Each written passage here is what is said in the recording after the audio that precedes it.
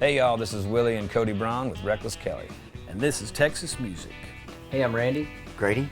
This is Jeremy. I'm Cody, we're Cross Canadian Ragweed, and this is Texas Music.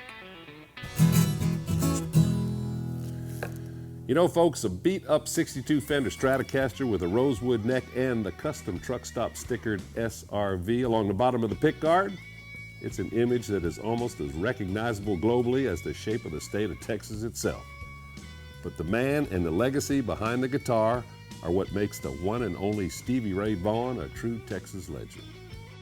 And Stevie Ray Vaughan, gosh, that was the first lead that I ever played. That was the reason I got my first Stratocaster. You know, strictly, I mean, who else played a Strat like that except Eric Clapton? But Stevie Ray Vaughan, wow, what a master.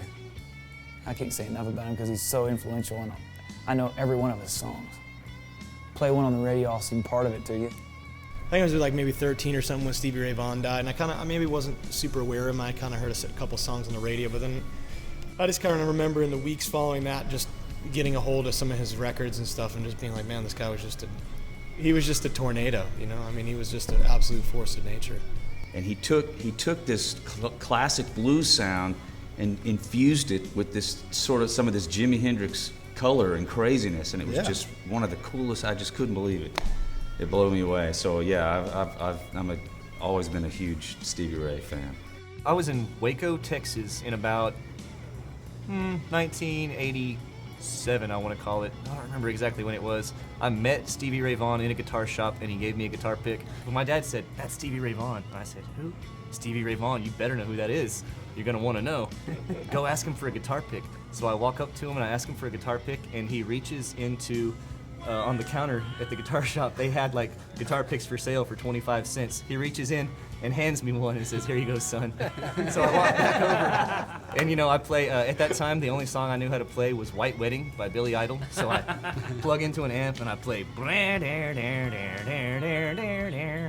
and I could see him, he looked over like, "That's loud." You know, you could tell that his ears were offended. So I got to meet him. Like, it was not long before he passed, but pretty cool. Without Stevie Ray Vaughan in the world of music, the guitar wouldn't have evolved the way that it had, and it seemed that before him there was perhaps, you know, well, Django was his own thing, Jimi Hendrix was his own thing, and after they played, you know, the guitar sounded different. Same thing with Stevie Ray. As soon as people heard him, it's not that anyone can really play that, but to emulate that sound, or to emulate the attack, or to try and get anywhere near that soul, I think has greatly altered the landscape of the guitar. Stevie Ray Vaughan, we still miss him today. Stay with us, folks. The Mike McClure Band is coming up next with a super cool amped up performance when we return on the Texas Music Scene.